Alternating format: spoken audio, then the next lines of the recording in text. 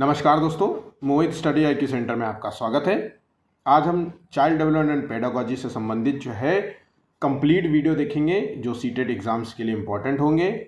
तो आज का जो वीडियो है पूरा कंप्लीट सीडीपी है, ठीक है। रिवीजन वीडियो कह लीजिए, या फिर आपने अगर अभी तक आपने तैयारी सही से नहीं की है तो ये इसके द्वारा आप जो है अपनी तैयारी को एक बल दे सकते हैं, एक अच्छे तरीके से तैयार कर सकते हैं।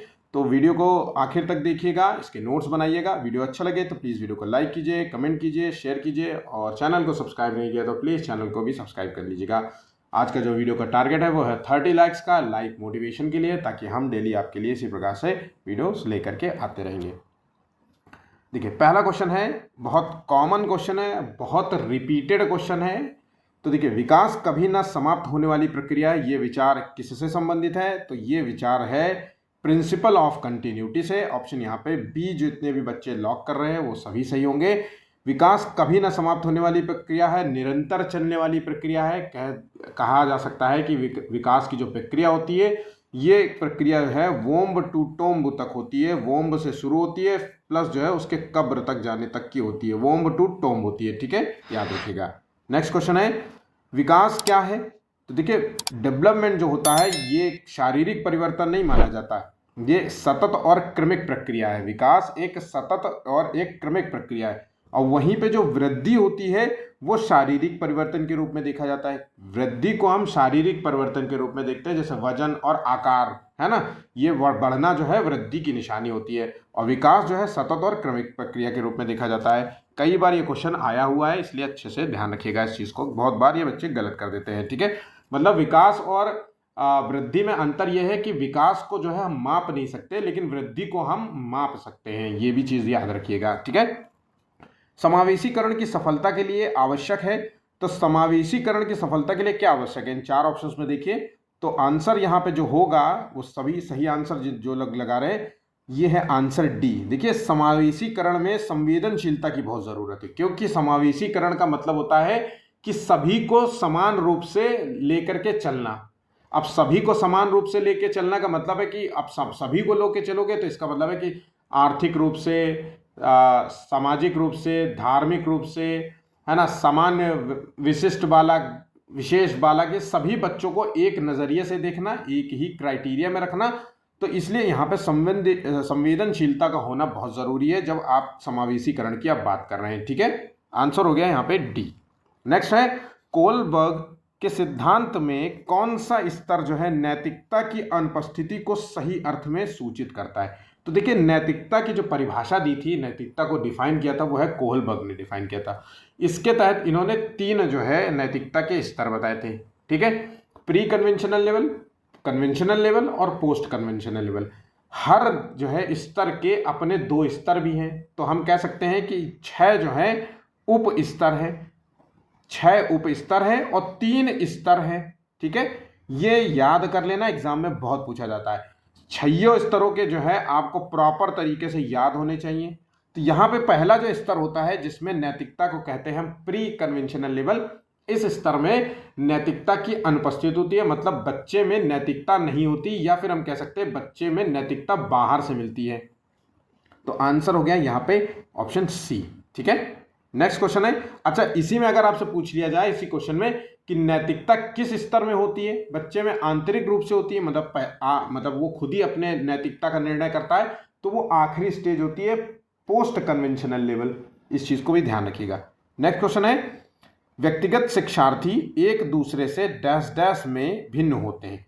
तो व्यक्तिगत शिक्षार्थी जो एक दूसरे से किस में भिन्न होते हैं? तो देखिए, हर व्यक्ति की जो डेवलपमेंट होती है, विकास की दर, वो अलग अलग होती है, ठीक है। तो आंसर हो गया यहाँ पे ए। अब ये डेवलपमेंट किस चीज़ की, क्या रीज़न होता है जिसकी वजह से ये भिन्न भिन्न होते हैं? तो व्यक्ति का जो डेवलपमेंट होता है वो हेरिडिटी और इन्वायरमेंट पर टिका होता है। इन दोनों के परस्पर क्रिया का परिणाम होता है, बस ये याद रखना। विकास जो होता है व्यक्ति का, वो हेरिडिटी और इन्वायरमेंट का परिणाम होता है। इन्हीं दोनों की परस्पर क्रिया से एक व्यक्ति का जो है विकास होता है। तो इंडिविजुअल जो डिफरेंसेस हमको देखने को मिलता है वो हेरिडिटी और इन्वायरमेंट की वजह से होता है, ये बात याद रखना, ठीक है। नेक्स्ट क्वेश्चन है, निम्न में से किस स्तर में बच्चे अपने समकक्षी वर्ग के सक्रिय सदस्य बन जाते हैं? तो देखिए, अपने समकक्षी वर्ग मतलब अपने वर्ग के सक्रिय रूप से जुड़े रहते हैं, सदस्य के रूप में जुड़ते हैं, तो ये है किशोरावस्था। अब ये किशोरावस्था कौन सी स्टेज की होती है? ये 11 से अधिक वर्ष की स्टेज को हम किशोरावस्था की संज्ञा में दे सकते हैं। ठीक है, अब ये क्या होता है? तो ये अवस्था जो होती है, एक तो पहले बात तो हार्मोनल चेंजेस इसमें बहुत सारे होते हैं, है ना, हार्मोनल चेंजेस होता है, तो इसलिए ये स्ट्रेस एंड स्टॉर्म की अवस्था भी हम इसे कहते हैं, स्ट्रेस एंड स्टॉर्म की अवस्था भी कहते हैं। ठीक है, ये स्ट्रेस एंड स्टॉर्म की अवस्था किसने कहा था? तो स्टैनली हॉल ने ये नाम दिया था।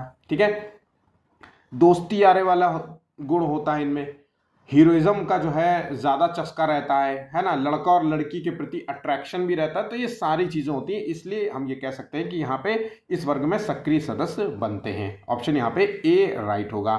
नेक्स्ट क्वेश्चन है, निम्नलिखित में से कौन सी संस्था जो है सामाजिक परंपराओं के हस्तांतरण में सबसे अधिक योगदान देती है? तो देखिए, सामाजिक परंपराओं में सबसे बड़ा रोल होता है उसके परिवार का। देखिए, सामाजिक, क्योंकि बच्चे का जो प्राइमरी डेवलपमेंट होता है वो है घर से होता है, और घर में जैसी परवरिश होगी, जैसा पोषण दिया जाएगा घर से, उस बच्चे को जैसा पोषण मिलेगा, जैसा परवरिश होगी, बच्चा उसी तरीके के रोल अदा करेगा। तो सामाजिक परंपराओं की बात करें तो आंसर हो गया ऑप्शन ए। ठीक है, नेक्स्ट क्वेश्चन देखते हैं, निम्नलिखित में से कौन सा आंतरिक अभिप्रेरणा का उदाहरण है? इंटरनल मोटिवेशन का उदाहरण है। इंटरनल मोटिवेशन मतलब अपने अंदर, स्वयं के अंदर से ये बात आवाज उठ के आए कि भैया मैं ये खुद काम करना चाहता हूं, मुझे किसी बाहर से बोलने की जरूरत, किसी और व्यक्ति को बोलने की जरूरत नहीं। जैसे पापा मम्मी बोले कि बेटा पढ़ाई कर लो, कल एग्जाम है, ऐसा नहीं, ये बाहरी मोटिवेशन हो गया।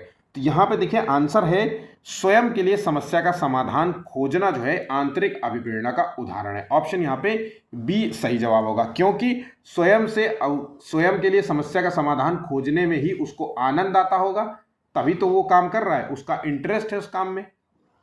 ठीक है, नेक्स्ट क्वेश्चन, जो मैं क्वेश्चंस दे रहा हूं बिल्कुल हूबहू क्वेश्चंस भी एग्जाम में पूछे जाते हैं, बेसिक क्वेश्चंस है, ये क्वेश्चन का नेचर नहीं बदल सकता, क्वेश्चन का पूछने का तरीका जरूर बदल जाए, लेकिन जैसे अभिसारी चिंतन है, ये नवा क्वेश्चन देखिए, अब इसके क्वेश्चन पूछने के दसियों प्रकार हैं, अब उसमें से कौन सा वो प्रकार हो सकता है, बस आपको पता होना चाहिए कि अभिसारी प्रश्न, अभिसारी चिंतन का मतलब क्या होता है। तो गिलफोर्ड ने अभिसारी चिंतन पद का प्रयोग करते हुए किसके समान अर्थ में किया है? तो अभिसारी चिंतन और अपसारी चिंतन ये दो शब्द हैं। तो अभिसारी प्रश्न का मतलब होता है, यहां पे अभिसारी और अपसारी दोनों की बात हो रही है, तो इसका संबंध है बुद्धि और सृजनात्मकता से। 9 का आंसर है यहां पे, ठीक है, 9 का आंसर है सी। नेक्स्ट, कौन सा सिद्धांत निकट विकास क्षेत्र से संबंधित है? तो जोन ZPD, हर बार मैं जब भी पेपर देता हूं मैं ZPD, वाइगोस्की, इन सब से क्वेश्चन जरूर देता हूं, आंसर आपको पता ही चल गया। खैर ऑप्शन यहां पे सी है। तो ये जो ZPD का सिद्धांत है वो है वाइगोस्की से संबंधित। वाइगोस्की ने जो है ZPD के अलावा एक और सिद्धांत दिया था जिसे कहते हैं स्कैफोल्डिंग। स्कैफोल्डिंग का मतलब होता है बच्चे को अस्थायी मदद देना, और ZPD में क्या होता है, बच्चे को क्या नहीं आता है इस चीज में मदद देना। और उसके बाद MKO आता है एक, मोर नॉलेज अदर्स, मतलब बच्चे को आपसे, बच्चे के अधिक नॉलेज वाले व्यक्ति की सहायता से जो है उस कार्य को कंप्लीट कराने में, या उस चीज अधिगम को, प्रक्रिया को अच्छे तरीके से चलाने के लिए जो है मदद की जरूरत होती है, तो वो मोर नॉलेज अदर वाला व्यक्ति ही करता है। ठीक है, जैसे टीचर या अभिभावक, माता पिता जो बच्चों को अच्छी शिक्षा देते हैं। ठीक है, यहाँ पे चीज समझ गए। नेक्स्ट है, बच्चे के विकास में सिरस्थ जो है सिद्धांत के अनुसार निम्नलिखित में क्या संबंध? ठीक है, सिरस्थ सिद्धांत की जगह आप याद रखिएगा सेफेलोकॉडल। सेफेलोकॉडल का मतलब होता है विकास जो है वो सिर से पैर की ओर होता है। और अगर आपसे पूछा जाए प्रॉक्सीमोडिस्टल, क्या पूछा जाए, प्रॉक्सीमोडिस्टल, तो इसका मतलब होता है विकास जो है मध्य भाग से शुरू होकर के परिधि की ओर चलता है, याद रखना परिधि की ओर होता है, और ये होता है सिर से पैर की ओर होता है। ठीक है, तो याद रखना, आंसर इस तरीके से पूछा जाए तो आपको क्या देना है, ये चीज आपको पता होनी चाहिए। नेक्स्ट क्वेश्चन है, निम्नलिखित में से कौन सा वृद्धि और विकास का प्रथम चरण है? तो वृद्धि और विकास की हम बात करें वृद्धि और विकास की बात करें तो पहला जो चरण होता है वो है शारीरिक विकास का, ठीक है। नैतिक विकास का प्राथमिक चरण नहीं होता, मानसिक विकास भी नहीं होता, सामाजिक विकास नहीं होता, संज्ञानात्मक विकास नहीं होता, बच्चे का शारीरिक विकास से संबंधित होता है, ठीक है। जहां पे वृद्धि का संबंध है वजन और आकार से, और विकास का संबंध है उसके संज्ञानात्मक उसके जो है शारीरिक विकास से, ठीक है। नेक्स्ट, निम्नलिखित में से किस व्यवहारवादी मनोवैज्ञानिक का कथन है, मतलब किस मनोवैज्ञानिक का कथन है कि मुझे नवजात शिशु दे दो, मैं उसे डॉक्टर, वकील, चोर जो चाहूं वो बना सकता हूं। तो इनका मानना था कि आप मुझे बच्चे को दे दो, हम उसका परवरिश करेंगे और जो आप कहोगे मैं वो बना के दूंगा उस बच्चे को। तो जॉन बी वॉटसन ने जो है ये कथन दिया था। बहुत फेमस जो है ये कोट था, ठीक है, और ये बहुत फेमस था इसलिए बहुत इंपॉर्टेंट भी है, कई बार एग्जाम में ये दिया गया भी है, ठीक है। बच्चों में भाषा सीखने की क्षमता जन्मजात होती है, यह कथन किसका है? मोस्ट रिपीटेड क्वेश्चन है। बच्चों में भाषा को सीखने की क्षमता जन्मजात होती है, यह कथन चोम्स्की से जुड़ा हुआ है, ठीक है। ऑप्शन यहाँ पे बी राइट होगा। बच्चे दुनिया के बारे में अपनी समझ का सृजन करते हैं, इसका श्रेय है जाता है। तो देखिए, बच्चे दुनिया के बारे में अपनी समझ का सृजन करते हैं या फिर बच्चे को नन्हे वैज्ञानिक के रूप में माना है, तो ये पियाजे का है, आंसर है ऑप्शन ए कथन, ठीक है। नेक्स्ट, थॉर्नडाइक के अनुसार सीखने का मूल आधार क्या है? तो थॉर्नडाइक के अनुसार अगर सीखने की बात करें तो अधिगम का जो आधार है वो है प्रयास और त्रुटि। इसके आधार पर इन्होंने 3 जो है नियम दिए थे सीखने के। पहले अभ्यास का नियम। अभ्यास का नियम, तो व्यक्ति जो है निरंतर अभ्यास करेगा, गलतियां करेगा, त्रुटि करेगा, फिर सीखेगा। तो अभ्यास से जुड़ा हुआ है प्रयास और त्रुटि। फिर उसके बाद जुड़ा है तत्परता का नियम। कार्य में जिस भी कार्य को करना चाहता है, जिस भी अधिगम को सीखना चाहता है, लर्निंग स्किल्स डेवलप करना चाहता है, उसके लिए उस कार्य के प्रति उसकी तत्परता होनी चाहिए, रुचि होनी चाहिए, इंटरेस्ट होना चाहिए। फिर आ जाता है प्रभाव का नियम कि आप कितना उस चीज से प्रभावित होकर के सीख पा रहे हैं, ठीक है। आप पॉजिटिव सीख रहे हैं कि निगेटिव सीख रहे हैं, ये सारा चीज उस पर टिका। तो प्रभाव का नियम, तत्परता का नियम और अभ्यास का नियम, ये 3 जो है जुड़ा हुआ है अधिगम से संबंधित, और ये थॉर्नडाइक का है। तो यहाँ प्रयास और जो त्रुटि है वो ऑप्शन यहाँ पे सी राइट होगा। वाइगोस्की के सिद्धांत में विकास के निम्नलिखित में से कौन से पहलू की उपेक्षा होती है? तो देखिए, वाइगोस्की ने जो सिद्धांत दिया था वो सामाजिक सांस्कृतिक सिद्धांत दिया था, ठीक है। सामाजिक सांस्कृतिक के साथ साथ इन्होंने भाषा को भी महत्वपूर्ण माना था, इन्होंने खेल को भी महत्वपूर्ण माना था। एक बार क्वेश्चन पूछा गया था, क्या वाइगोस्की ने बच्चे के संज्ञानात्मक विकास में खेल को महत्वपूर्ण माना था? ठीक है, तो आंसर है हाँ, क्योंकि खेल में सामाजिक जो है क्रियाएं इन्वॉल्व होती हैं, ठीक है। तो याद रखिएगा, यहाँ पे जो आंसर, यहाँ पे जिस चीज को इन्होंने महत्वपूर्ण नहीं माना है वो है जैविक पक्ष को महत्वपूर्ण नहीं माना है। सामाजिक, सांस्कृतिक और भाषा, इन सभी को महत्वपूर्ण माना है। नेक्स्ट क्वेश्चन है, प्रत्येक विद्यार्थी स्वयं में विशिष्ट होता है, इसका अर्थ क्या है? तो यहाँ पे हर बच्चा जो है यूनिक है, इसका मतलब है कि यहाँ पे देखिए, कोई भी 2 शिक्षार्थी अपनी योग्यता, रुचि और प्रतिभाओं में एक समान नहीं होते। आंसर हो गया डी। और ये यूनिक क्यों होते हैं? क्योंकि व्यक्ति का जो डेवलपमेंट होता है वो हेरिडिटी और इन्वायरमेंट पर टिका होता है, परस्पर क्रिया से होता है। और जिस भी हर बच्चे का हेरिडिटी अलग होती है, माता पिता से मिलने वाले गुण जो है वो हेरिडिटी कहलाते हैं। अब जरूरी नहीं कि एक माता पिता से उत्पन्न 2 बच्चे के हेरिडिटी समान हो। अगर मान लीजिए माता पिता क्रिएटिव माइंडेड हो, है ना, कुछ नया क्रिएट, तो हो सकता है कि दूसरा वाला बच्चा जो पैदा हो सकता है क्रिएटिविटी को ना बिल्कुल नहीं जानता हो, ना समझता हो सकता है ये भी हो सकता है कि वो पढ़ने में भी कमज़ोर हो, पहले बच्चे के कंपैरिजन के मुकाबले। पढ़ने में अच्छा होगा, पढ़ेगा, क्योंकि इन्वायरमेंट भी अच्छा मिलेगा उसको, दोनों को। लेकिन ऐसी सिचुएशन में ज़रूरी नहीं है कि एक बच्चा टॉपर हो तो दूसरा भी टॉपर ही हो सकता है कि वो बिल्कुल मध्यम पढ़ाई करने वाला हो कि हाँ मैं बस पास हो जाता है, या मेरा बेटा, कई बार आपने देखा होगा क्या मेरा पहला वाला बेटा या दूसरा वाला बेटा बहुत अच्छा पढ़ने में, या मेरी बेटी बहुत अच्छी पढ़ने में, लेकिन ये लड़का ना बिल्कुल फुसड्डू है, बिल्कुल बेवकूफ़ है ना, इसको पढ़ाई से कोसों दूर है, लेकिन बिजनेस में बहुत अच्छा है, उसमें दिमाग लगाता है ना, वो कहता है कि मुझे बिजनेस करना, मुझे ये सब IAS और ये सब पेपर वेपर नहीं देने हैं मुझे। तो ये अक्सर आपने सुना होगा। तो ये उसी चीज़ का है कि योग्यता, रुचि और प्रतिभाओं के एक समान नहीं होते। नेक्स्ट, प्राथमिक शिक्षक के लिए बाल मनोविज्ञान का ज्ञान आवश्यक है, कोई टीचर जो प्राइमरी टीचर हो उसके लिए बच्चे का मनोविज्ञान जानना आवश्यक होता है। क्यों? क्योंकि बच्चों को अनुशासित बनाने में सहायता करता है? नहीं। या बच्चों के परिणाम में उन्नति होती है? बिल्कुल भी नहीं। या बच्चों को अभिप्रेरित करने के लिए सुविधाजनक तरीका बन जाता है? नहीं। ये बच्चों के व्यवहार को समझने में टीचर की सहायता करता है। तो बच्चों का 1 से 10 साल का 5 साल के बच्चे का मनोविज्ञान क्या कहता है, उसका इंटरेस्ट क्या कहता है, इस बारे में टीचर को पता होना चाहिए।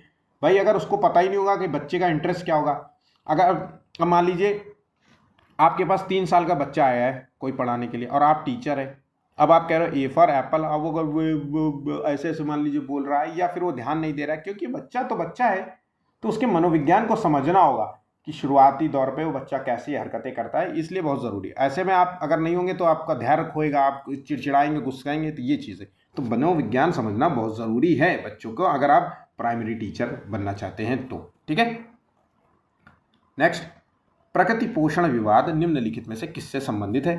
तो प्रकृति पोषण विवाद का संबंध है इसके हेरिडिटी और वातावरण से, मतलब अनुवांशिकी एवं वातावरण से। अनुवांशिकी का संबंध प्रकृति से है और वातावरण का संबंध उसके पोषण से है। ठीक है, याद रखिएगा, आंसर है ए। नेक्स्ट, अपने विद्यार्थियों को समझने के लिए एक टीचर में अच्छी जानकारी होनी चाहिए। किस चीज़ की? तो भाई बाल मनोविज्ञान की जानकारी होना चाहिए। ये बिल्कुल सही बात है कि एक टीचर को अगर विद्यार्थी के समझना है तो बाल मनोविज्ञान की जानकारी होना चाहिए। बच्चों को समझने की प्रवृत्ति की जानकारी होनी चाहिए, बिल्कुल सही है। विषय वस्तु के प्रति विद्यार्थियों के मत की जानकारी है, बिल्कुल सही। तो आंसर यहाँ पे डी ज़्यादा तर्कसंगत हो गया, मतलब सभी आंसर यहाँ पे सही होंगे। नेक्स्ट,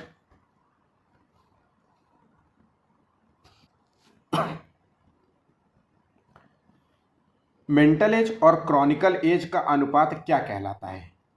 तो mental age upon chronological age मतलब वास्तविक आयु का अनुपात जो है आईक्यू कहलाता है। किसी भी बच्चे की अगर आप आईक्यू निकालना चाहते हो तो उसकी जो है मानसिक आयु मेंटल एज बटे उसकी क्रॉनिकल आयु वास्तविक आयु से भाग दे दीजिए और मल्टीप्लिकेशन 100 कर लीजिए, तो उसका जो है आईक्यू निकल आएगा।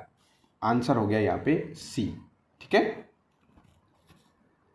पियाजे के अनुसार विकास की पहली अवस्था के दौरान बच्चा सीखता है, सबसे बेहतर तरीके से बच्चा सीखता है, ये पूछा है। तो पियाजे ने जो सिद्धांत दिया था वो संज्ञानात्मक विकास का सिद्धांत दिया था, जिसके तहत इन्होंने 4 चरण बताए थे। चारों चरणों को अच्छे तरीके से याद कर लो, बिल्कुल रट लो, क्योंकि 2 से 3 क्वेश्चन आपको पूछेंगे सीटेट के एग्जाम में, इसलिए इसको याद होना चाहिए। ठीक है, मैंने ये प्रॉपर वीडियो भी बना चुका हूँ, आप उस वीडियो को देख लीजिए, आपका कंप्लीट जो है वीडियो तैयार हो जाएगा। ठीक है, तो यहाँ पे पहली अवस्था है वो है इंद्रियों के प्रयोग द्वारा जो है बच्चा सीखता है। तो यहाँ पे आंसर है D, by using the senses, जैसे टच, हाँ उंगलियों को टच करेगा, हाथ को पकड़ेगा, या फिर आवाज़ की पहचान करेगा कि ये मम्मी की आवाज़ है, पापा की आवाज़ है, दादी की आवाज़ है, इस तरीके से चीज़ों का सेंसेस का प्रयोग करता है। स्पर्श द्वारा, है ना, टंग के जीभ के द्वारा जो है अपने भूख प्यास के जो है इस तरीके के लक्षण को दर्शाता है। रो करके आंसुओं के माध्यम से वो अपने लक्षणों को दर्शाता है कि मुझे क्या चाहिए क्या नहीं चाहिए, मैं खुश हूँ कि दुखी हूँ, इस तरीके होना। तो बाय यूजिंग द सेंसेस का प्रयोग होता है पहले चरण में। ठीक है, नेक्स्ट, सूझ या अंतर्दृष्टि के सिद्धांत का प्रतिपादन किसने किया था? तो देखिए ये सिद्धांत जो है प्रतिपादित किया था गेस्टाल्टवादी मनोवैज्ञानिक। ऑप्शन यहाँ पे बी राइट होगा। अब ये है क्या? तो यहाँ इसका मतलब है कि किसी समस्या को हल करने के लिए पूरी स्थिति को समझने पर जोर दिया। इन्होंने किसी भी समस्या को हल करने के लिए पूरी स्थिति को समझने पर जोर दिया, बस यही आंसर है यहाँ पे। नेक्स्ट, आनुवांशिकता को सामाजिक संरचना माना जाता है, गौण या डायनेमिक, गत्यात्मक या स्थिर या प्राइमरी। तो देखिए आनुवांशिकता जो है वो उसका संबंध है माता पिता से मिलने वाले गुण, और ये जो माता पिता से मिलने वाले जो गुण होते हैं वो स्थिर होते हैं। ठीक है, जेनेटिक जो है चीज़ें स्थिर होती, इनको बदल नहीं सकते। तो आंसर हो गया स्टैटिक। ऑप्शन यहाँ पे सी सही जवाब होगा। नेक्स्ट, सृजनात्मक उत्तरों के लिए आवश्यक है। तो सृजनात्मक उत्तर के लिए क्या आवश्यक है? तो इसके लिए आवश्यक है कि व्यक्ति जो है मुक्त उत्तर वाले प्रश्नों के जो है मतलब प्रश्नों के जो है आंसर दे। तो ये मुक्त उत्तर क्या होता है? तो ये अपसारी प्रश्न जो होते हैं वो मुक्त उत्तर वाले होते हैं।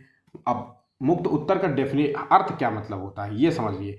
तो देखिए, ऐसे प्रश्न पूछना जिसके कई उत्तर दिए जा सके, जैसे पर्यावरण प्रदूषण कैसे होता है, जल प्रदूषण कैसे होता है, आप अपने घर से मामा के घर जाने में किन किन साधनों का प्रयोग कर सकते हो।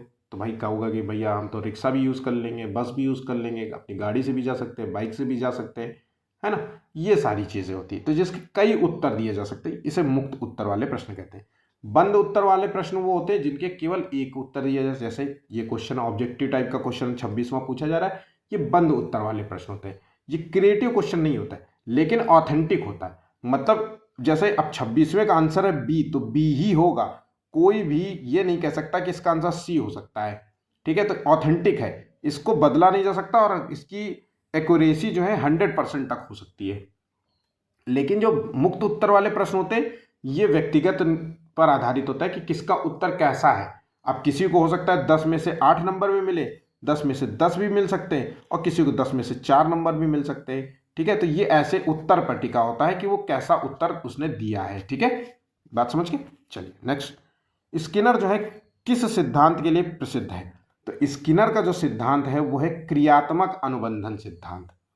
ठीक है, इन्होंने जो टेस्ट किया था वो चूहे और बिल्ली को लेकर के किया था। इन्होंने स्किनर ने चूहे और बिल्ली को एक बॉक्स में रखा, बंद करा, और बॉक्स में एक लीवर रखा, और लीवर का जो है ऐसा कुछ किया कि जो है कुछ भी कह लो कि लीवर रखा और उसमें एक बटन दिया।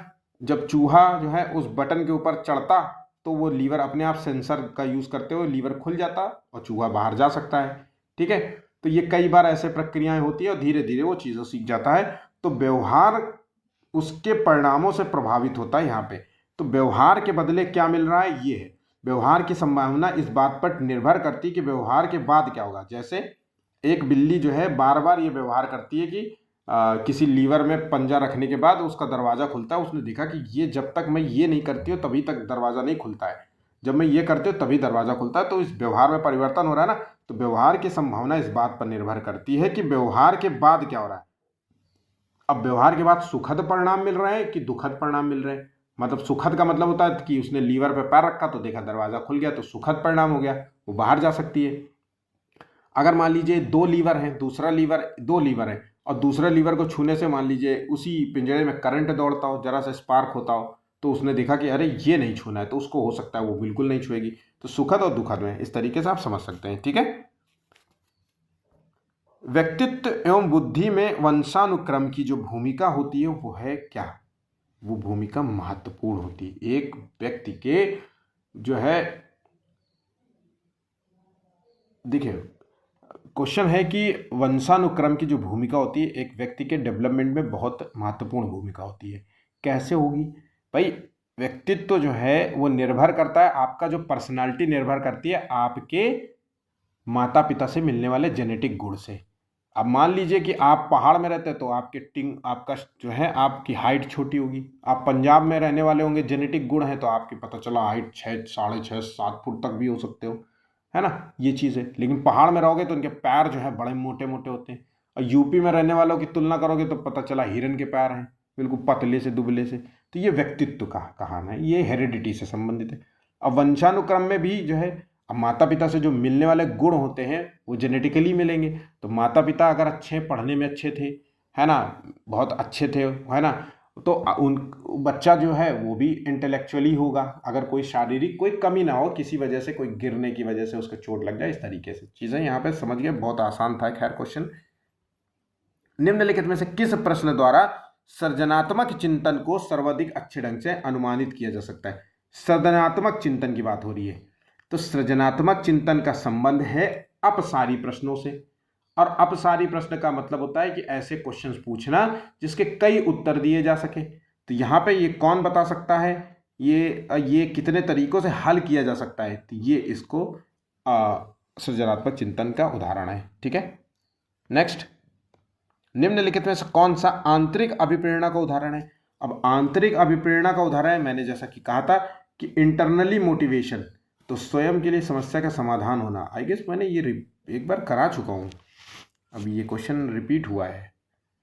ठीक है, आंसर हो गया यहाँ पे ऑप्शन बी। नेक्स्ट, डिसलेक्सिया क्या है? अधिगम विकार सारे पढ़ लेना, कम से कम 15 होंगे अधिगम विकार, ठीक है।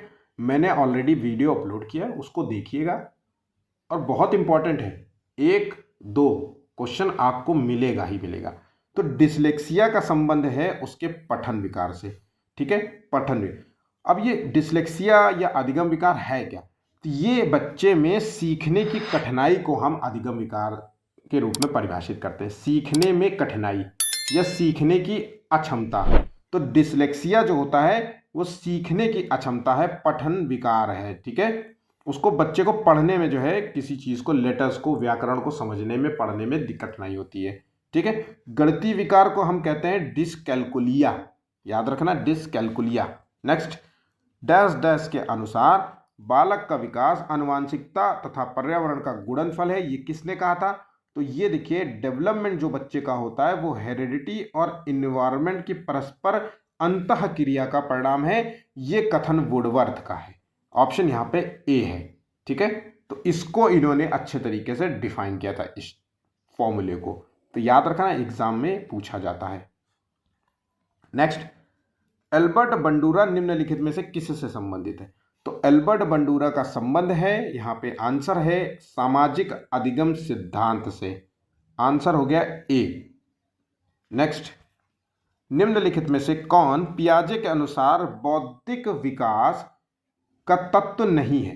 तो देखिए, पियाजे के अनुसार बौद्धिक विकास का तत्व नहीं है, तो पहली चीज तो पियाजे ने संज्ञानात्मक विकास का सिद्धांत दिया था। दूसरी बात, संज्ञानात्मक विकास के सिद्धांत के तहत इन्होंने 4 चरण दिए थे। तीसरी बात, चारों चरणों के अच्छी तरीके से याद कर लेना। फिर बता रहा हूं कि पियाजे ने संज्ञानात्मक विकास के लिए 3-4 शब्दों को भी डिफाइन किया था। तो एक शब्द था स्कीमा, पॉइंट याद रखना, एक शब्द था स्कीमा, दूसरा शब्द था संतुलीकरण, तीसरा शब्द था आत्मसातीकरण। इन शब्दों को डिफाइन किया था, है ना। तो यहां पे आंसर है ए। यहां पे जो निर्धारित तत्व नहीं है वो है ए, गलत है। सोशल ट्रांसमिशन, सामाजिक संचरण जो है बौद्धिक विकास के लिए महत्वपूर्ण है। किसके लिए? वाइगोस्की के लिए, ठीक है। नेक्स्ट, सबसे अधिक गहन और जटिल समाजीकरण होता है।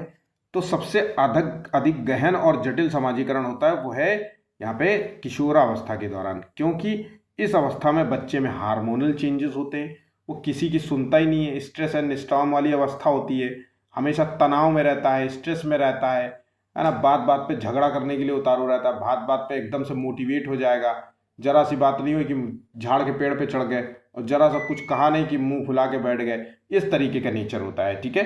तो याद रखना, आंसर हो गया ए। और बहुत ही बच्चे का जो जीवन होता है वो इसी पर टिका होता है। मतलब अगर किशोरावस्था बिगड़ गई किसी भी बच्चे की, तो समझ लीजिए उसका पूरा जीवन बिगड़ सकता है।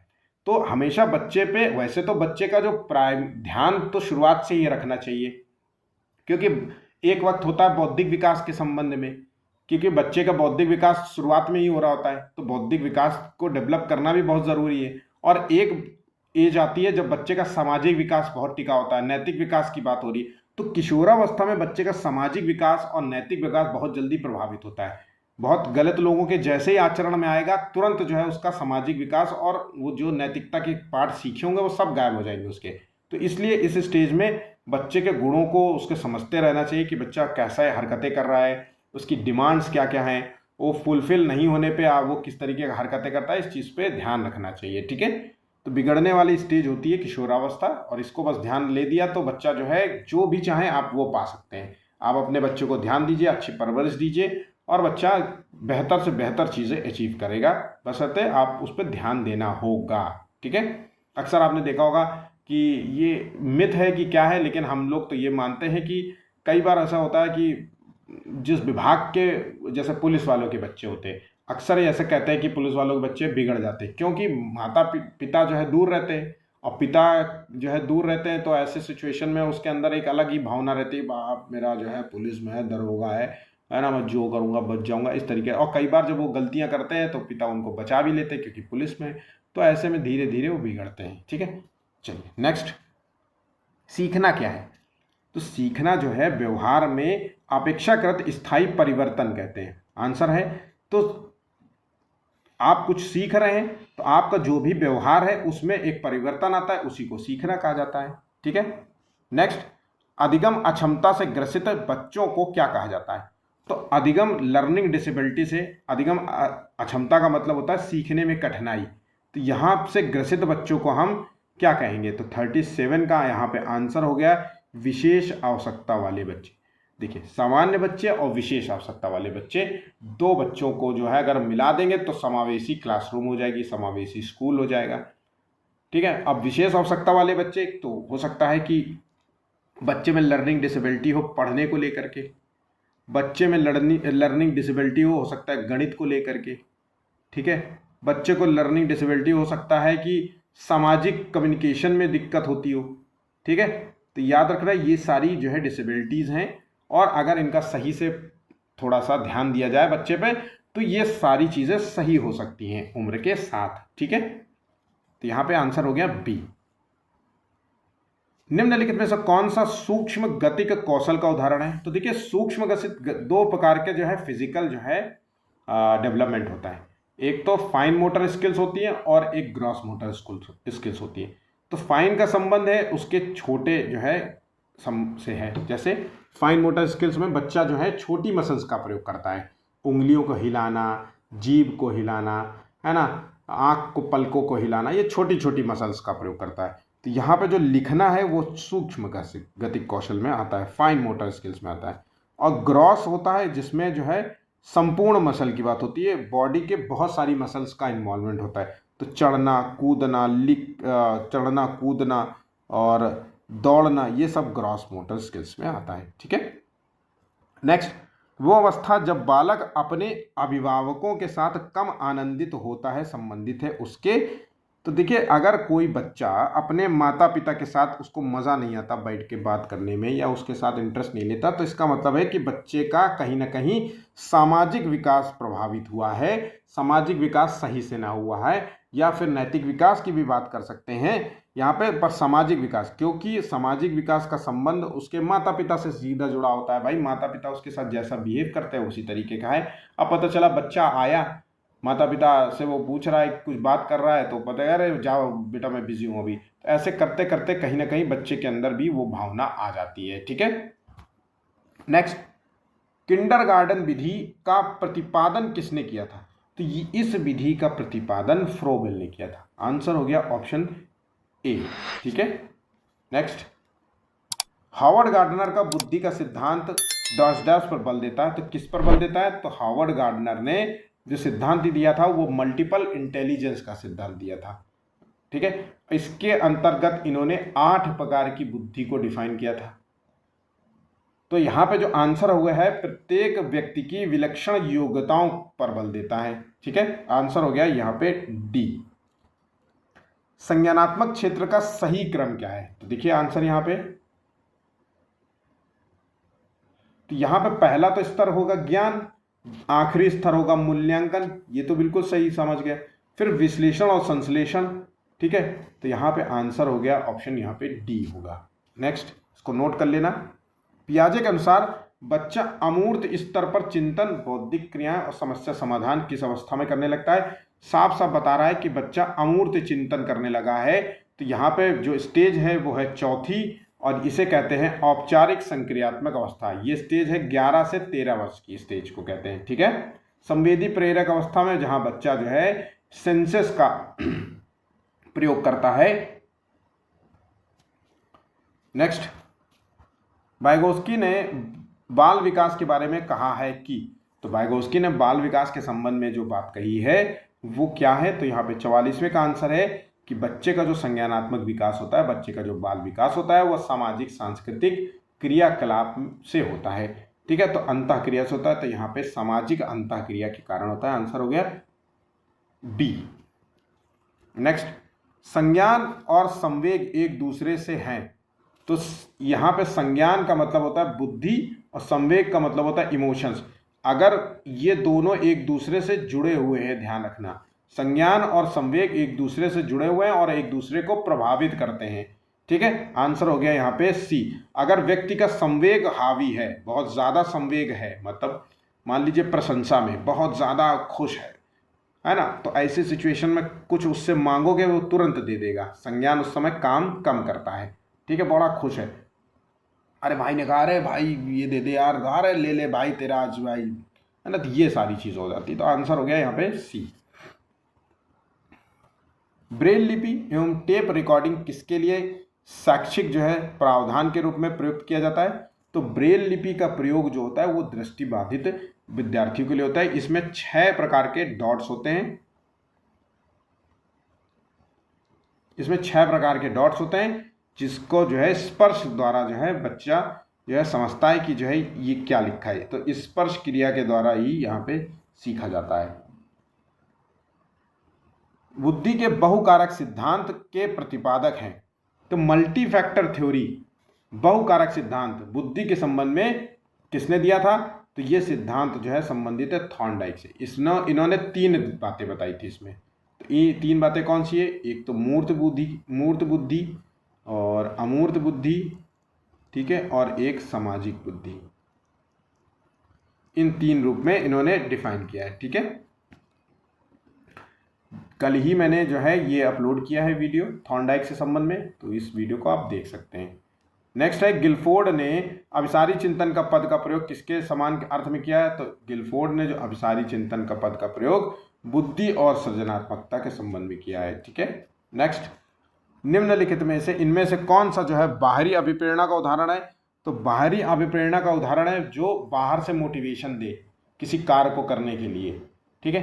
ये तो टेम्परेरी मोटिवेशन हो गया कि किसी लालच में हम इस कार्य को कर रहे हैं। तो यहाँ पे देखिए, मैं अपना गृह कार्य करना पसंद करती हूँ क्योंकि ये मुझे आनंद देता है। और कोई चीज़ अगर किसी कार्य को बच्चा करता है क्योंकि उसको आनंद दे रहा है, उसको मज़ा आ रहा है, तो वो उसके आंतरिक अभिप्रेरणा का उदाहरण है। तो ये तो यहाँ पे आंतरिक अभिप्रेरणा का उदाहरण है। मैं बहुत अधिक सीखती हूँ जब मैं अपना गृह कार्य करती हूँ, आंतरिक अभिप्रेरणा का उदाहरण है। गृह कार्य करने में मैं अपनी अवधारणाओं को अच्छी तरीके से समझ पाती हूँ, ये भी अधिक। यहाँ पे जो है गृह कार्य करती हूँ, होमवर्क पूरा करती हूँ क्योंकि टीचर मुझे नियत कार्य के लिए हमें अंक देते हैं। आंसर हो गया ऑप्शन डी। नेक्स्ट, अभिप्रेरणा के मूल प्रवृत्ति सिद्धांत के प्रतिपादक थे। तो मोटिवेशन के मूल प्रवृत्ति सिद्धांत के प्रतिपादक थे, आंसर है मैक्स डूगल। ऑप्शन यहाँ पे बी राइट होगा। कक्षा में बच्चों को प्रेरित समझा जा सकता है यदि वो जो है जो भी टीचर पढ़ा रहा है उसका स्पष्टीकरण प्राप्त करने के लिए प्रश्न पूछते हो। तो हम अगर कोई टीचर पढ़ा रहा है और बच्चे उससे क्वेश्चन पूछ रहे हैं, तो इसका मतलब है कि बच्चे जो है उस क्लास में बहुत अच्छे तरीके से ध्यान लगा करके पढ़ रहे हैं। यही इसका मूल अर्थ है। क्वेश्चन पूछ रहे तभी तो, क्वेश्चन तब पूछेगा ना व्यक्ति जब सामने वाले टीचर की बात सुनेगा, तभी। आंसर है यहाँ पे डी। कोलबर्ग के अनुसार सही और गलत प्रश्नों के बारे में निर्णय लेने में शामिल चिंतन प्रक्रिया को क्या कहते हैं? तो कोलबर्ग ने जो सिद्धांत दिया था वो नैतिक विकास का सिद्धांत दिया था। इसके तहत इन्होंने 3 चरण बताए थे, प्रत्येक चरण के 2 स्तर भी बताए थे। इन सभी चीज़ों को अच्छे तरीके से याद करना होगा आपको। अब रही बात नैतिकता का क्या मतलब होता है, तो सही और गलत की पहचान करना ही व्यक्ति की नैतिकता का वो कहलाता है। तो सही और गलत की पहचान करके सही निर्णय की ओर जाना ही नैतिक तर्कना है, क्योंकि इसमें आपको तर्क करना पड़ेगा कि चोरी करना पाप है कि सही है, ये बताओ। तो इसमें अब व्यक्ति तर्क करेगा और फिर उसके बाद जो सही निर्णय होगा उसकी तरफ जाएगा। चोरी करना पाप होता है, गलत होता है, बिल्कुल सही बात है, लेकिन चोरी करना तब सही हो जाता है जब इंसान की जान पे टिका हो। अब हर व्यक्ति का अपना अपना मानना है। मेरा ऐसा मानना है कि अगर आपकी जान जाने वाली हो और आपको उस वक्त चोरी करके दवा पीनी पड़ जाए या दवा लेनी पड़ जाए, तो आप उस चीज़ को कर सकते हैं, ठीक है, भले ही चाहे उसके लिए बाद में कुछ भी मिले, सज़ा मिले, ठीक है। तो यहाँ पे नैतिक तर्क करना पड़ता है उसमें। सही और गलत वाले प्रश्नों में निर्णय लेने के लिए शामिल चिंतन प्रक्रिया को हम नैतिक तर्क ग्रुप में डिवाइड। नैतिक दुविधा क्या होता है?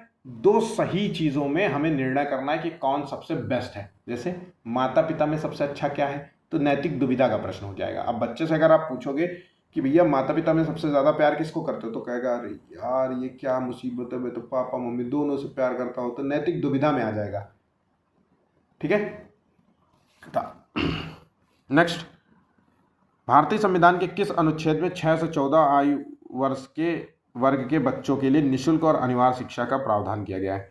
तो 6 से 14 वर्ष के बच्चों के लिए निःशुल्क अनिवार्य शिक्षा का प्रावधान अनुच्छेद 21 का में किया गया है। ठीक है, नेक्स्ट, बालकों का अधिगम सर्वाधिक प्रभावशाली होगा जब बालकों को संज्ञानात्मक, भावनात्मक और मनोचल है ना पक्षों का विकास होगा। तो आंसर हो गया ऑप्शन ए। कोलबर्ग ने कौन सा सिद्धांत दिया था? तो आंसर है यहाँ पे, आंसर है सी, नैतिक विकास का सिद्धांत दिया था। इसके तहत इन्होंने 3 चरण बताए थे, याद कर लो। नेक्स्ट, कक्षा में जो विद्यार्थी प्रश्न पूछते हैं उन्हें क्या करना चाहिए? तो उन्हें जो है टीचर से मिलने की सलाह दी जाए, बाद में कक्षा चर्चा में भाग लेने के लिए प्रोत्साहित किया जाना चाहिए, या लगातार प्रश्न पूछने के लिए प्रोत्साहित किया जाना चाहिए, या स्वतंत्र रूप से उत्तर ढूंढने के लिए प्रोत्साहित किया जाना चाहिए।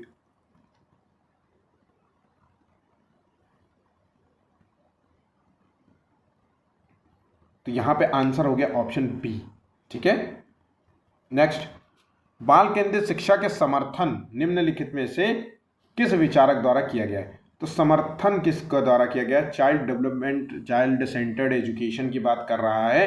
तो ये जो समर्थन किसने किया था? John dewy. आंसर हो गया ऑप्शन डी। नेक्स्ट, कक्षा में अनुशासन बनाए रखने के लिए सर्वाधिक प्रभावशाली उपाय क्या है? तो अगर क्लासरूम में अनुशासन बनाए रखना है तो इसका सबसे प्रभावशाली उपाय ये है कि यहाँ पे जो है अनुशासनहीन छात्रों को कक्षा से निकाल दिया जाए। नहीं, ये बिल्कुल भी तरीका नहीं है। शिक्षण को रोचक एवं व्यवहारिक बनाना, आंसर हो गया ऑप्शन बी। अनुशासनहीन छात्रों को विशिष्ट सुविधाएं प्रदान करना, बिल्कुल भी नहीं। अभिभावक को सूचना करना, नहीं, आंसर हो गया बी। एक प्रगतिशील कक्षा में विद्यार्थियों के द्वारा ज्ञान की संरचना की जाती है, विद्यार्थियों के द्वारा निष्क्रिय रूप से ज्ञान प्राप्त किया जाता है, विद्यार्थियों के द्वारा ज्ञान को उसी रूप में दोहराया जाता है, यह शिक्षक के निर्देशों के अनुसार विद्यार्थी के द्वारा ज्ञान का अनुस्मरण किया जाता है। तो प्रगतिशील कक्षा में विद्यार्थियों के द्वारा ज्ञान की संरचना की जाती है। आंसर हो गया ऑप्शन ए। नेक्स्ट, समावेशी शिक्षा, इंक्लूसिव जो है एजुकेशन, उस विद्यालयी शिक्षा व्यवस्था की ओर संकेत करती है जहाँ पे विशेष आवश्यकता वाले बच्चे और बच्चों को विशिष्ट विद्यालयों को माध्यम से शिक्षा देने के लिए प्रोत्साहित करती है। बिल्कुल भी नहीं, केवल यहाँ पे केवल शब्द आ गया, निर्योग्य बच्चे शामिल करती है सभी। हाँ, जो उनकी शारीरिक, बौद्धिक, सामाजिक, भाषिक या अन्य विभिन्न योग्यता स्थितियों को ध्यान में रखे बगैर सभी बच्चों को शामिल करती है। समावेशी शिक्षा का संबंध जो है वो है सामान्य बालकों से और विशिष्ट बालकों के एक ही स्कूल में पढ़ने से, एक ही क्लास में पढ़ने से। ठीक है, नेक्स्ट, एक बच्चा जो डैश डैश से ग्रसित है वह सौ को वाज और न्यूक्लियर को अनक्लियर में अंतर नहीं कर पाता। तो ये जो प्रॉब्लम है ये है डिसलेक्सिया का।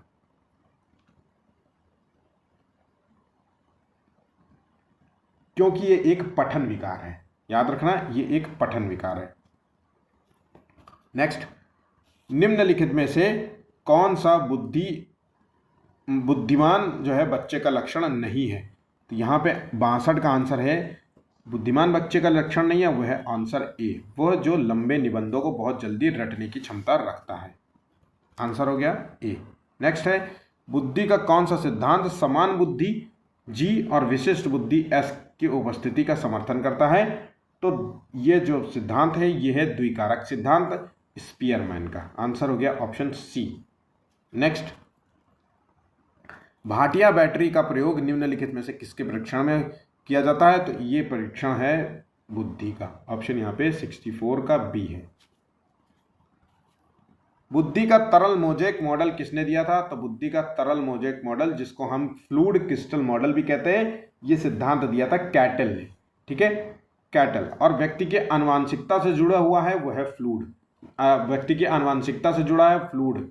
और जैसे जैसे उम्र बढ़ती है वैसे वैसे जो है ये जो बुद्धि है ये कम होती जाती है। कैसे कम होती जाती है? तो कौन सी है? ये तरल बुद्धि की बात हो रही है। यहाँ पे पॉइंट्स याद रखना, एग्जाम में पूछे जाते हैं। स्टैनफोर्ड विनय परीक्षण मापन करता है, तो ये बुद्धि का मापन है। और ये बुद्धि का कौन सा है? ये सिर्फ जनरल बुद्धि की बात कर रहा है, जनरल बुद्धि की बात करता है। ठीक है, याद रखना। तो एक जो है कारक बुद्धि को कह सकते हैं हम ये। ठीक, निम्नलिखित में से कौन सा बुद्धि का सिद्धांत नहीं है? तो एक तत्व जिसे कहते हैं जनरल फैक्टर, विनय का जो है अभी मैंने बताया। द्विकारक जो है गिलफोर्ड का है। और बहुत मल्टीपल फैक्टर थ्योरी की बात करें, मल्टी फैक्टर थ्योरी जो है गार्डनर का है, थॉर्नडाइक का है सॉरी, और गार्डनर ने भी यही सिद्धांत दिया था। तो यहाँ पे जो नहीं है वो है ऑप्शन सी गलत है। नेक्स्ट, भारतीय समाज की बहुभाषिक विशेषता को डैश डैश के रूप में देखा जाना चाहिए। तो यहाँ पे आंसर हो गया, बहुभाषिता को हमें चुनौती के रूप में देखना चाहिए, बिल्कुल भी नहीं। जटिल अनुभव के रूप में देखना चाहिए, नहीं। बाधा के रूप में, नहीं। आंसर हो गया ए, संसाधन के रूप में देखना चाहिए। ठीक है, नेक्स्ट, जिन इच्छाओं की पूर्ति नहीं होती उनका भंडार गृह कहाँ होता है? तो जिन इच्छाओं की अगर पूर्ति नहीं होती तो उनका भंडार गृह ईडम कहते हैं, ईड में होता है। ठीक है,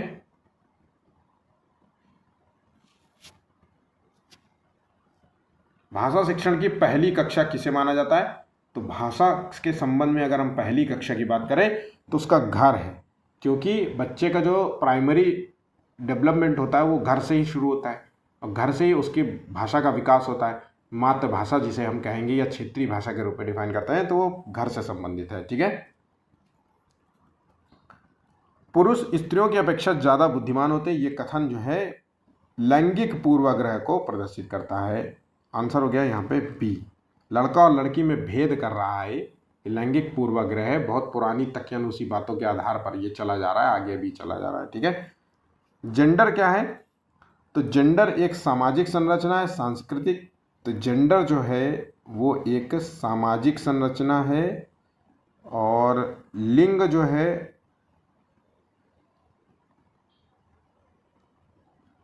वो जैविक निर्धारक है। नेक्स्ट, अंतर्मुखी व्यक्तित्व एवं बहिर्मुखी व्यक्तित्व का वर्गीकरण किसने किया था? तो ये वर्गीकरण हुआ है युंग द्वारा। ऑप्शन यहाँ पे सी राइट होगा। ग्रंथियों के आधार पर व्यक्तित्व के विभिन्न प्रकारों की चर्चा किसने की है? तो यहाँ पे आंसर है 74वें का है स्पेंजर,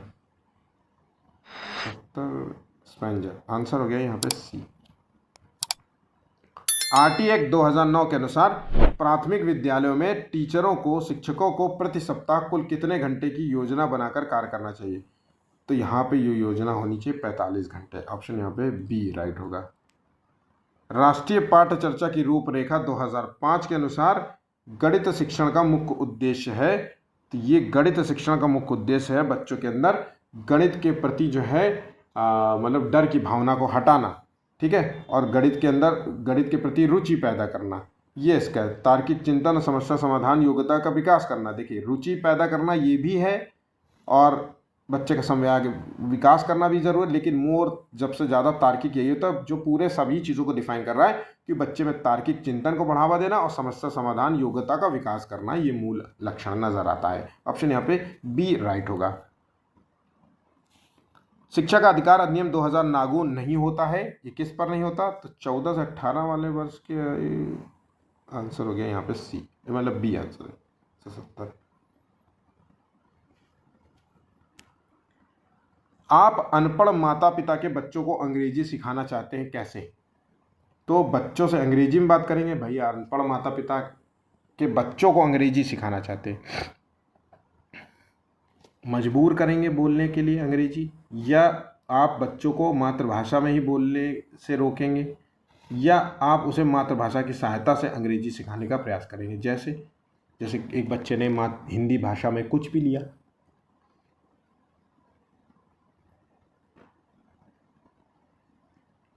कि जैसे वो मैं सर बाथरूम चला जाऊं ऐसा कुछ बोल रहा है, मतलब है ना, और टीचर कह रहा है कि नहीं बेटा ऐसे नहीं बोलना है, मे आई गो टू टॉयलेट जाना है, ऐसे बोलना है आपको। तो जो वो कम्युनिकेशन स्किल्स में जिस तरीके के शब्दों का यूज़ करता है उन्हीं शब्दों का इंग्लिश में भी आप बताइए। तो इस तरीके से मातृभाषा की सहायता से अंग्रेजी सिखाने का प्रयास करना। ऑप्शन यहाँ पे डी ज़्यादा सही होगा। अपराधी बालक कौन होते हैं? तो अपराधी बालक जो होते हैं जो असामाजिक कार्य में लगे रहते हैं। अब सामाजिक कार्य क्या होता है? तो समाज के बनाए हुए नियमों को जो मानते ना हो या समाज के बनाए हुए नियमों को तोड़ते हो, ठीक है, वही असामाजिक कार्य होते हैं। ठीक है, समाज के कुछ मानदंड होते हैं जिनको नहीं बदलना चाहिए, है ना, जैसे चोरी नहीं करना, झूठ नहीं बोलना चाहिए, है ना, और किसी को मारना नहीं चाहिए। ये सारी बातें जो है असामाजिक कार्य के अंतर्गत आती हैं।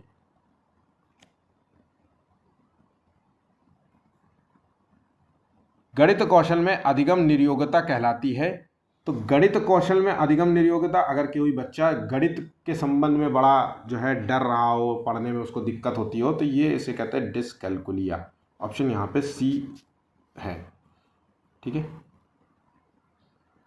शिक्षार्थी जो पहले सीख चुके हैं उनकी पुनरावृत्ति और प्रत्यास्मरण में शिक्षार्थियों की मदद करना महत्वपूर्ण है, क्योंकि 81 का आंसर है नई जानकारी को पूर्व जानकारी से जोड़ना सीखने को समृद्ध बनाता है। आंसर है ए।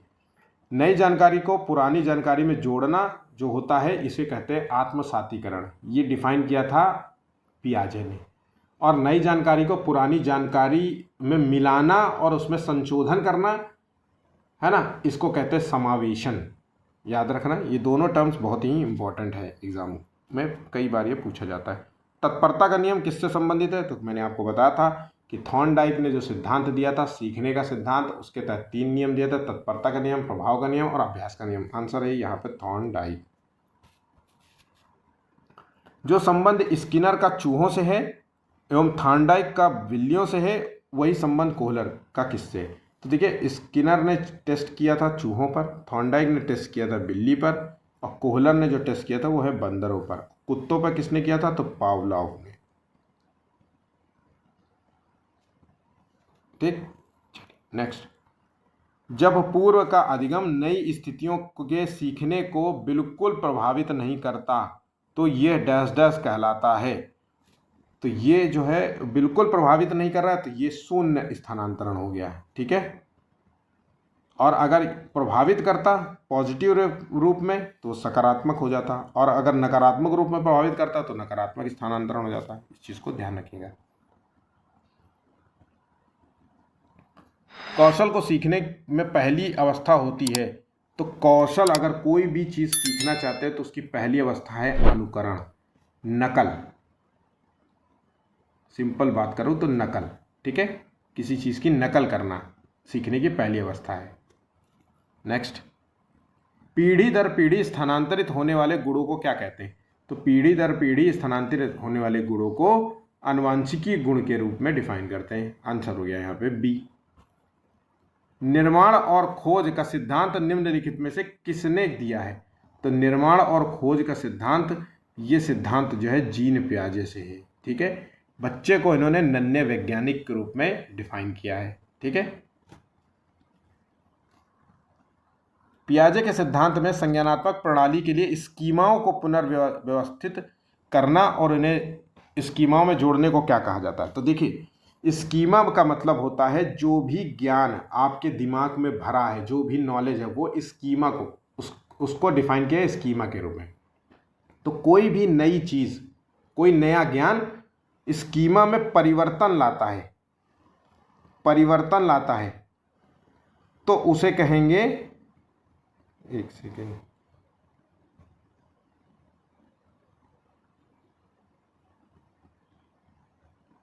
पुनर्व्यवस्थित करना, तो उसे कहेंगे समायोजन। परिवर्तन लाता है तो वो होता है समायोजन।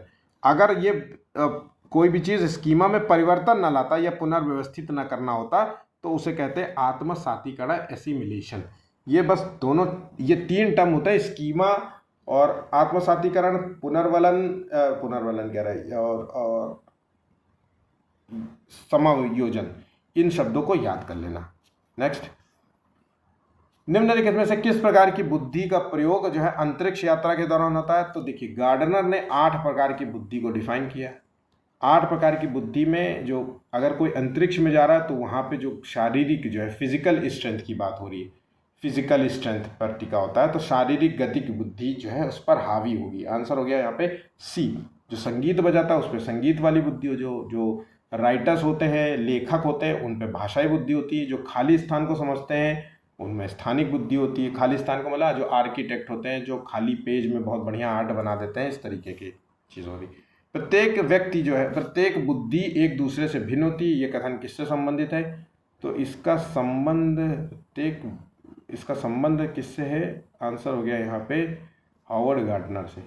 ठीक है, 8 प्रकार की विलक्षण योग्यताओं के रूप में डिफाइन किया है बुद्धि को। यदि पृथ्वी पर वर्षा होना सदा के लिए रुक जाए तो इसका परिणाम क्या होगा? इस प्रकार के प्रश्नों के उत्तर के लिए की आवश्यकता पड़ती है। तो यदि पृथ्वी का पर वर्षा होना सदा के लिए रुक जाए तो इस प्रकार का परिणाम क्या होगा? तो ये प्रकार के जो प्रश्न होते हैं इनका संबंध जो होता है, इसके कई उत्तर, तो ये सृजनात्मक प्रश्न होते हैं। अभिसारी प्रश्न जिसके केवल एक उत्तर दिए जा सकते हैं, जैसे ये वाला क्वेश्चन, और सृजनात्मक प्रश्न होते हैं जिसके कई उत्तर दिए जा सकते हैं। ठीक है, नेक्स्ट। प्रत्येक शिक्षार्थी स्वयं में विशिष्ट है। इसका अर्थ है कि स्वयं में विशिष्ट है मतलब क्या होगा? कोई भी 2 विद्यार्थी, ये तो करा दिया मैंने दोबारा, ठीक है, 1-2 रिपीट हो जाते हैं कई बार। केवल कागज पेंसिल जांचों द्वारा आकलन तो क्या है? ये कागज और पेंसिल द्वारा जो जांच होता है वो आकलन जो होता है वो सीमित हो जाता है। तो ठीक है, वो सीमित होता है आकलन। तो यहाँ पे बच्चे का जो है संपूर्ण आकलन नहीं हो पाता, को सुविधा प्रदान करता है, ये आकलन को सीमित कर देता है। आंसर हो गया यहाँ पे डी। आलोचनात्मक चिंतन का क्या अर्थ है? तो आलोचनात्मक चिंतन का जो अर्थ है वो व्यक्ति के सकारात्मक और नकारात्मक चिंतन से। यहाँ पे आंसर हो गया ऑप्शन डी। ठीक है, पाठ्य चर्चा का उद्देश्य होना चाहिए। तो पाठ्य चर्चा का जो उद्देश्य होना चाहिए वो है केवल हटा दो। यहाँ पे आंसर हो गया सी। टैगवर्ड से भी क्वेश्चंस को सॉल्व करने का प्रयास किया करिए। ठीक है, ये भारतीय समाज और संस्कृति दोनों पर आधारित होता है। मस्तिष्क के सेरेब्रम में क्षति होने के कारण कौन सी बीमारी होती है? तो मस्तिष्क का जो हिस्सा होता है जिसको कहते हैं हम सेरेब्रम। ठीक है, तो मेरे यहाँ जैसे मैं आपको बताऊँ, मेरे यहाँ इंजीनियरिंग जब मैंने की थी तो इंजीनियरिंग कॉलेज में, मेरा जो आगरा का इंजीनियरिंग कॉलेज था, तो वहाँ पे जो हर साल एक इवेंट ऑर्गेनाइज होता है, तो उस इवेंट के नाम होते हैं। ठीक है, जैसे सेरेब्रम जो है मेरे इवेंट का नाम था। तो सेरेब्रम का संबंध है उसके बौद्धिक कार्यों से। बच्चे के जो भी बौद्धिक कार्य होते हैं, जितने भी इंटेलेक्चुअल कार्य होते हैं, वो सारा कार्य सेरेब्रम पर टिका होता है। ठीक है, तो यहाँ पर क्षति होने की कौन सी बीमारी होती है? अगर किसी व्यक्ति का सेरेब्रम प्रभावित हो गया, कोई चोट लगने से, एक्सीडेंट हो गया, ठीक है, तो ये जो जुड़ा होता है कि यहाँ पे 96 का जो आंसर है वो है एलेक्सिया से। ठीक है, डिस्कैल्कुलिया जो होता है ये अधिगम विकार होता है जिसमें सीखने की अक्षमता होती है, धीरे धीरे अपने आप दूर हो जाती है। यहाँ एलेक्सिया से संबंधित ऑप्शन यहाँ पे सी सही जवाब होगा। दिव्यांगजन जो है अधिकार अधिनियम वर्ष डैश डैश में लागू किया गया, तो ये आंसर है ऑप्शन सी 2016 में। विकास का अर्थ है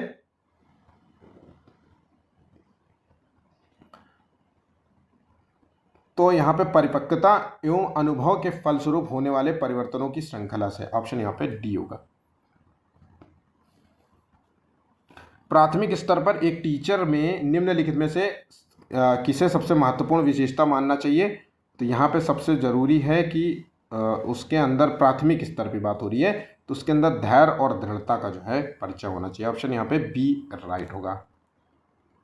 ऑब्जर्वेशनल लर्निंग का सिद्धांत किससे संबंधित है? तो ऑब्जर्वेशनल लर्निंग का जो सिद्धांत है वो संबंधित है अल्बर्ट बंडूरा। ऑप्शन यहाँ पे सी राइट होगा।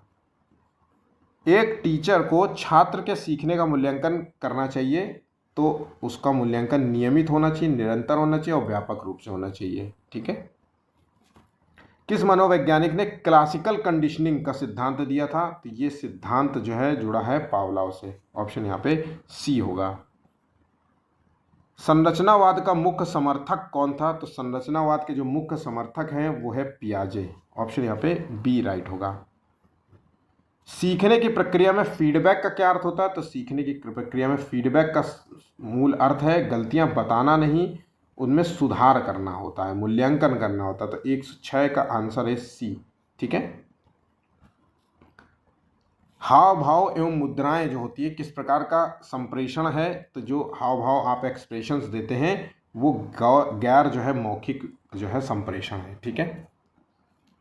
नेक्स्ट है बुद्धिमत्ता परीक्षण में आईक्यू स्कोर का सामान्य मान क्या होता है? तो देखिए, अगर हम बात करें सामान्य मान की आईक्यू का, तो वो है सामान्य, यह है 90 से 110 के बीच में।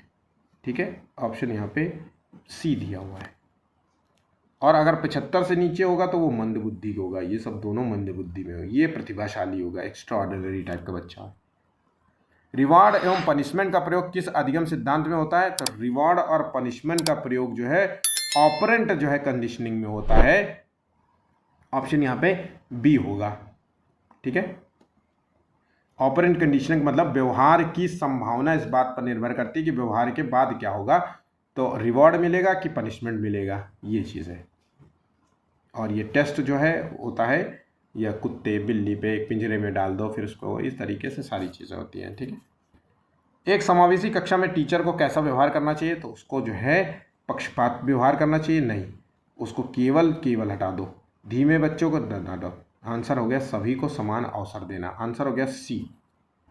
कक्षा प्रबंधन का मुख्य उद्देश्य क्या है? तो कक्षा प्रबंधन का जो मुख्य उद्देश्य है वो सीखने का अनुकूल वातावरण तैयार करना है। आंसर हो गया यहाँ पे सी। बालकों की जिज्ञासा का पोषण कैसे किया जा सकता है? तो बालक की जिज्ञासा का पोषण जो होता है वो चुप रहकर प्रश्न पूछने से रोक करके रटने से, यह प्रश्नों को प्रोत्साहित करके। तो जिज्ञासा को हमें बच्चे के शांत करना ज़रूरी होता है। ठीक है। पियाजे के अनुसार सीखना क्या है? तो ये अनुकूलन और आत्मसातीकरण का जो है रूप है। ऑप्शन यहाँ पे बी है। रिफ्लेक्टिव लर्नर कौन होता है? तो रिफ्लेक्टिव लर्नर का मतलब होता है यहाँ पे 114 का, यहाँ पे जो अपनी सीख को आत्मनिरीक्षण करे। ऑप्शन यहाँ पे सी राइट होगा। निम्नलिखित में से अधिगम विकार से ग्रसित बच्चे को सबसे पहले किस क्षेत्र में समस्या आती है? तो यहाँ पे जो बच्चा है अधिगम विकार से ग्रसित बच्चा सबसे पहले जो है जो समस्याओं से ग्रसित होता है वो है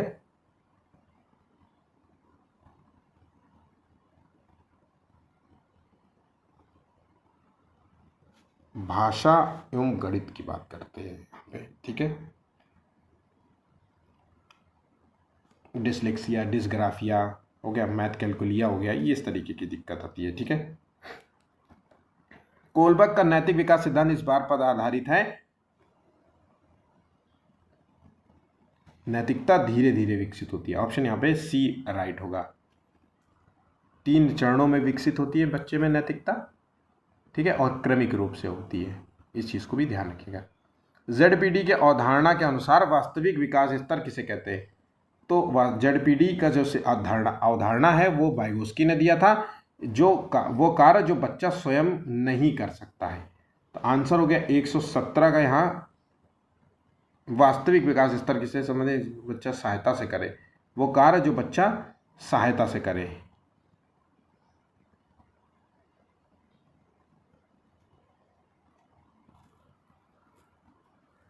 शास्त्रीय अनुबंधन किसने प्रतिपादित किया था? क्लासिकल कंडीशनिंग का सिद्धांत किससे संबंधित है? तो ये सिद्धांत जो है पावलोव से संबंधित है। ऑप्शन यहाँ पे बी होगा। निम्नलिखित में से कौन सा अधिगम विकार नहीं है? तो देखिए, डिसलेक्सिया, डिसकैलकुलिया, डिसग्राफिया तो है, डिप्रेशन जो है ये अधिगम विकार नहीं है। ठीक है। तो इस तरीके से हमारा जो कंप्लीट जो है 119 से 120 क्वेश्चंस थे वो सभी समाप्त होते हैं। वीडियो अच्छा लगा हो तो प्लीज़ वीडियो को लाइक कीजिए, शेयर कीजिए, और चैनल को सब्सक्राइब करना हो नहीं किया हो तो प्लीज़ उसको भी कर लीजिएगा। धन्यवाद।